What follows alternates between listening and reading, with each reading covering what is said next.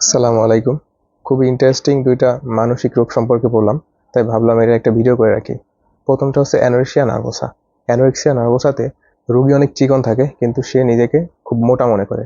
নিজেকে মোটা মনে করে এই কারণে সে খাবার দাবার একদমই খায় না, যার ফলে সে অপুষ্টিতে ভোগে। তার ম্যাল নিউট্রিশন হয়, তারপরে তার ডিহাইড্রেশন হয়, হরমোনাল ইমব্যালেন্স হয়, মাসিক অনিয়মিত হয়, তারপরে তার কিডনিতে সমস্যা হয়, লিভারে সমস্যা হয়, তার চুল পড়ে যায়, তার ত্বকগুলো শুষ্ক হয়ে যায়, রোগীর হাড়গুলো অনেক নরম হয়ে যায়, অল্প আঘাতেই হাড় ভেঙে যায়, যেটাকে বলা হয় অস্টিওপোরোসিস। নিজে মোটা থাকে না, কিন্তু সে মানসিকভাবে নিজেকে মোটা ভেবে নেয়, এবং যার জন্য সে খাবার দাবার অনেক কম খায়। আরেকটা রোগ হচ্ছে বুলিমিয়া নার্ভোসা।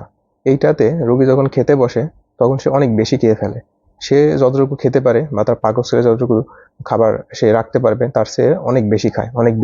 অনেক বেশি খাওয়ার পরে সে নিজেকে অপরাধী মনে করে, এবং তারপরে সে নিজের আঙ্গুল গলার ভেতরে ঢুকিয়ে সে নিজে নিজে বমি করে, অথবা লাক্সেটিভ খেয়ে সে যেটা খেয়েছে সেটা বের করার চেষ্টা করে। যার ফলে কি হয়, সে ঘন ঘন যেহেতু বমি করে, ঘন ঘন বমি করার কারণে তার ইলেকট্রোলাইট ইমব্যালেন্স হয়। তার গলা, তার ট্রাকিয়া এইখানে ক্ষয় হতে পারে, তারপরে তার হরমোনাল ইমব্যালেন্স হবে। রোগ দুইটা সাধারণত 20 বছর বয়সে 1 থেকে 2% মহিলা এবং 0.1% পুরুষে দেখা দেয়, অর্থাৎ এটা খুবই রেয়ার। কিন্তু তারপরেও যদি কারো ভেতরে এই ধরনের লক্ষণ দেখা দেয়, তাহলে অবশ্যই তাকে মানসিক ডাক্তারের পরামর্শ নিতে হবে।